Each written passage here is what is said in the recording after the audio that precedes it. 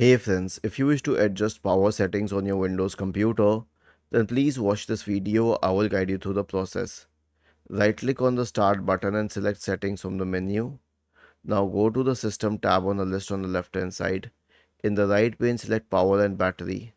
Okay, you have power settings here, and then you can change the power mode using this option here, from balance to power efficiency to balanced or anything.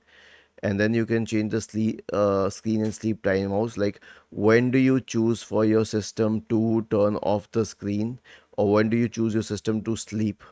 Okay, and then you can select it for the on battery mode as well. This can really save a lot of power. You can check the battery usage levels here, and you can also turn on energy saver. Okay, I don't like that though. Was this helpful? If yes, then please subscribe to the channel.